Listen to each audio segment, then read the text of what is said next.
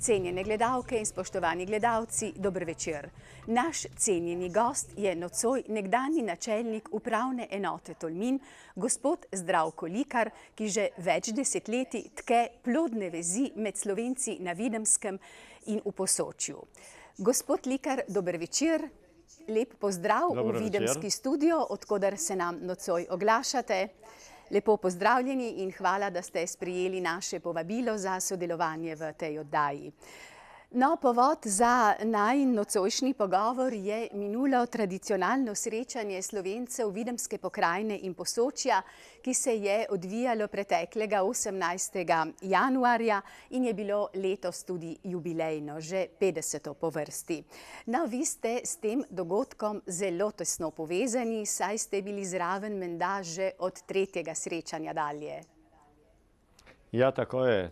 1973 ja sem se prvič udeležil tega srečanja. Moram povedati, da tedaj nas je bilo 15-16, no in letos nas je bilo 300, še več bi nas bilo, če bi bil prostor v Kobariški dvorani. Tako da vesel sem, da se je ta krog znancev in prijateljev tako močno povečal.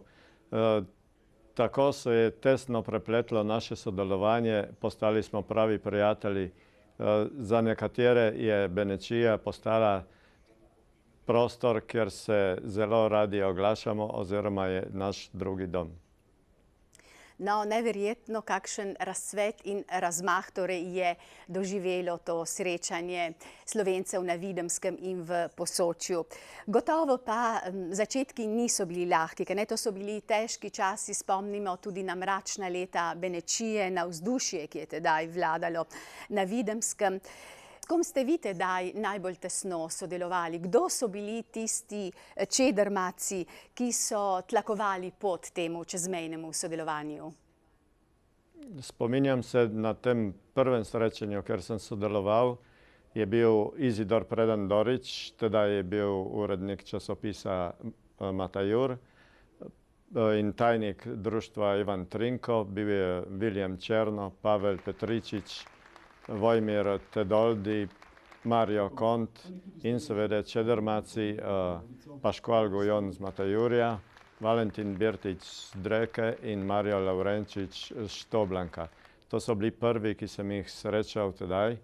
No in potem je pa to, ta krog se je širil in širil, da je prišel do zdaj, da praktično vsi, ki karkoli pomenijo v zamejstvu, pridejo na naša srečanja. No, zelo ste bili povezani prav z monsinjorjem Pasqualom Gujonom, očakom z Matajurja. Prav lani leta 2019 je potekala 110. obletnica njegovega rojstva. Kakšni spomini vas vežejo nanj? Njega sem prvič srečal leta 1973, prav na tem srečanju. No in potem še prav istega leta na vrhu Matajurja v Viharju je prišel gor z vasi Matajur.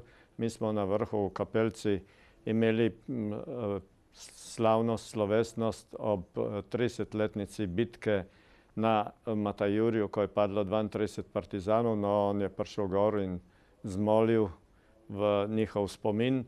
No in potem sva se midva srečevala neprekinjeno vse do njegove smrti leta 2002. Posebej zadnja leta, ko je živel v Bjačah ob Nadiži, sem bil njegov gost praktično vsak teden po enkrat, po dvakrat. Poslušal sem njegove besede, pil njegovo modrost, bila sva si velika zaupnika, tako da na njega res ohranjam en lep spomin. Gospod Likar, kako ste doživljali to zlato obletnico srečanja Slovencev z Videmskega in Posočja? Na kaj mislite, da so rojaki na Videmskem lahko upravičeno najbolj ponosni? Na katere dosežke, ki so jih dosegli v vseh teh letih? Če se spominjam prvih let, moram reči, da so bili nekoliko precej potrti, da so bili ustrahovani, da tudi njihov ponos ni bil tak. Sedaj so ponosni, da so Slovenci. Strah je odpadel. Oni so, oplazila jih je latinska kultura in so res nekaj posebnega v primerjavi z nami v Posočju, ko nas te ozke doline zaznamujejo in nimamo te širine, ki jo imajo Slovenci v Videnski pokrajini prav zaradi prepleta kultur in znajo 100 mešterjev, kot pravimo mi, in oni so res nekaj posebnega. So fantje od fare, dekleta od fare. No in ob tem 50. jubileju mi je res prevevalo veliko veselje, saj sem videl pri njih tudi srečo, tudi ponos, nastopajo kot korajžni ljudje in to je velika pridobitev prav teh novoletnih srečanj. Saj na ta srečanja smo vabili tudi visoke predstavnike slovenske države, pa tudi dežele Furlanije in Ilirske krajine. Prišli so predsedniki dežele, pa predsedniki pokrajine Videm. Naši gostje so bili predsedniki države Milan Kučan, Danilo Türk, zdaj Borut Pahor, še prej dr. Janez Drnovšek in podobno. Vsi ti naši najvišji predstavniki so vlivali pogum tem našim Slovencem v Videnski pokrajini, da so postali iz naroda trpečih narod ponosnih ljudi. No, o vsem tem pišete tudi v vaši zadnji knjigi z naslovom Rojaki, ki ste jo prav pred kratkim predstavili v Kobaridu. No in iz bogatega, obsežnega fotografskega gradiva je tudi razvidno, s kolikimi pomembnimi in znanimi ljudmi, ki so krojili usodo Slovencev v Benečiji, ste se srečali in imeli opravka. No, ti stiki med Slovenci v Posočju in Benečiji segajo daleč nazaj in prelomno leto bi lahko rekli, ko je prišlo do nekega tesnejšega povezovanja, je bilo prav leto 1976 po potresu v Furlaniji. Ja, potres je pomenil ne samo potres zemlje, marveč pretres medsebojnih odnosov. Tedaj je prevladala velika solidarnost med nami in Slovenci v Videnski pokrajini, pa ne samo Slovenci, marveč tudi Furlani in Italijani. Postali smo tesni zavezniki in prijatelji in nič koliko Slovencev, Furlanov, Italijanov je tedaj spoznalo tudi strokovnost slovenskih strokovnjakov, ki so pomagali v beneških vaseh, v furlanskih vaseh obnavljati mesta in vasi. In tedaj so se spletla prijateljstva trdna. Tedaj je tudi Slovenija zgradila 3 tovarne v špetarski industrijski coni, gradbeno podjetje v Čedadu, obrat v Rezi, zgradila je tudi hiše. Ne samo Slovenija, marveč je tudi Tolminska iz svojih popotresnih sredstev oddvojila velike vsote za popotresno izgradnjo v beneških vaseh. In prav tedaj je nastalo res pristno prijateljstvo, ki traja še zdaj. Ja, gospod Likar, vi ste bili tudi član več slovensko-italijanskih komisij. Kako bi ocenili danes odnose med obema državama? Vesel sem, da so odnosi urejeni, da so dobri, da so celo odlični, da se naša 2 predsednika, predsednik Borut Pahor in Mattarella, dobro razumeta, da sta prijatelja in da so se spletle številne vezi tistih ovir, ki so nekoč med nami bili, predvsem ki jih je povzročala meja, vse do sklenitve Osimskih sporazumov ni več. Tudi smo enakopraven partner v Evropski uniji, mej, ko smo vstopili v šengensko območje, ni več in to prepletanje je zdaj svobodno, pa tudi duh med nami, tudi razumevanje je čisto drugačno, kot je bilo prej. In to me veseli in porok za uspešno delo naših rojakov na Videmskem in pa tudi nas v Posočju je predvsem ureditev odnosov med obema državama. No, gospod Likar, vi ste tudi zaprisežen gornik, torej zagrizen planinec. Bili ste tudi predsednik planinskega društva Kobarid, če se ne motim. Vaše ime pa je tesno povezano tudi s planinsko družino Benečije.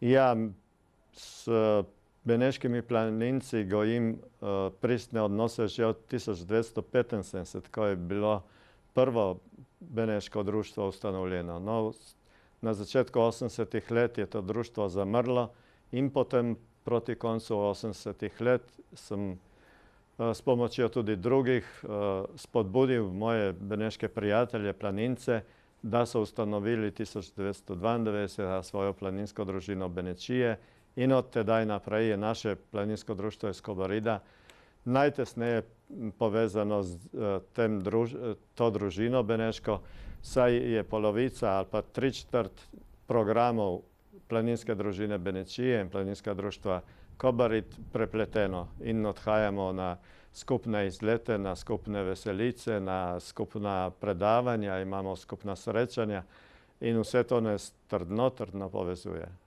Ja, pomagali ste tudi graditi kočo na Matajurju, dom na Matajurju, kaj ne?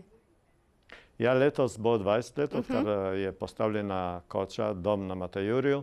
In res ne samo kobariški planinci, tudi tolminski, goriški, briški smo pomagali na delovnih akcijah, da je zrasla ta čudovita koča, ki je pravi dom beneških planincev, pa ne samo, saj se ob nedeljah, ko je odprta, ob sobotah, se srečujemo gor z vseh strani in je vsako nedeljo je res prijetno vzdušje v tem domu na Matajurju. No, gospod Likar, vi kot človek, ki skrbi za že dolgo let za ohranjanje naše naravne, kulturne in zgodovinske dediščine v Posočju, kje vidite nadaljnje možnosti razvoja teh krajev? V prvi vrsti na področju turizma.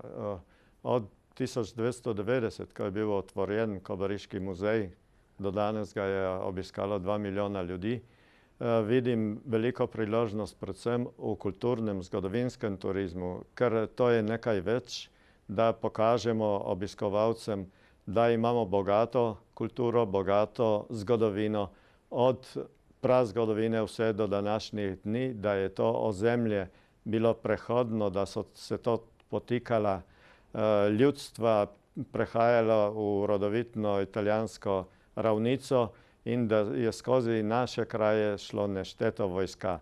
Ne samo prva svetovna vojna, tudi druge vojne so pustile v naših krajih velike sledi.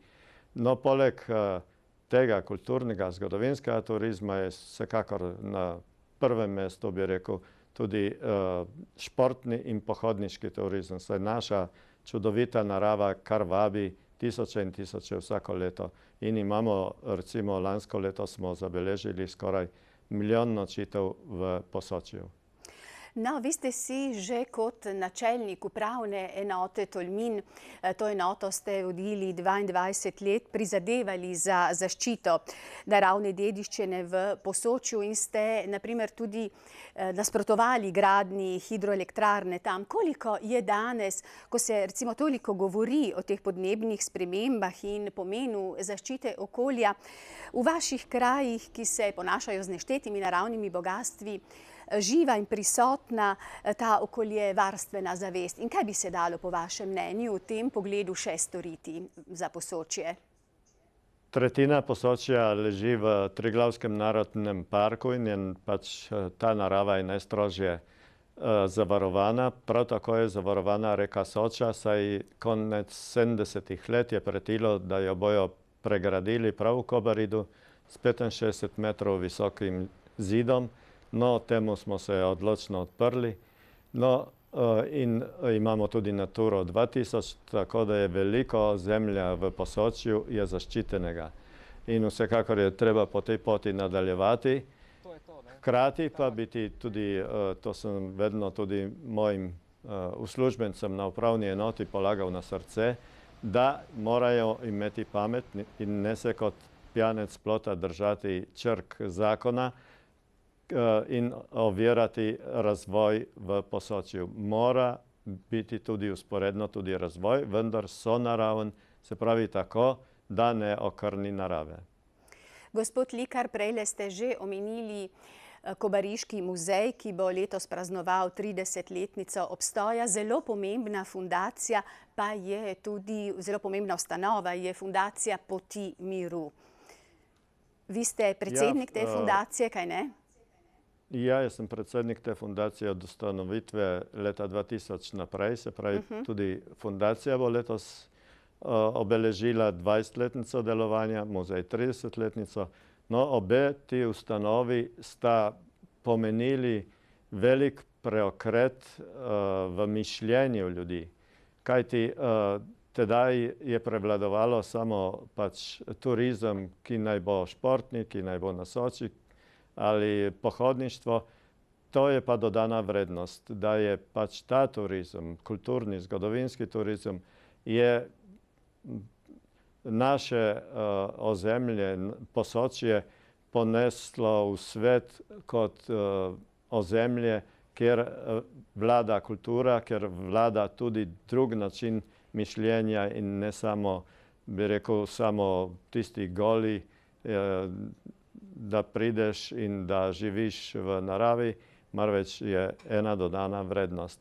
No, ustanova Fundacija Poti miru je pomembna tudi zato, ker tesno sodeluje z italijanskimi partnerji, predvsem zdaj, ko je strateški projekt med Italijo in Slovenijo v polnem teku. In z italijanskimi partnerji uresničujemo Pot miru, ki gre od Alp pa vse do Trsta in zdaj jo podaljšujemo celo do Benetk.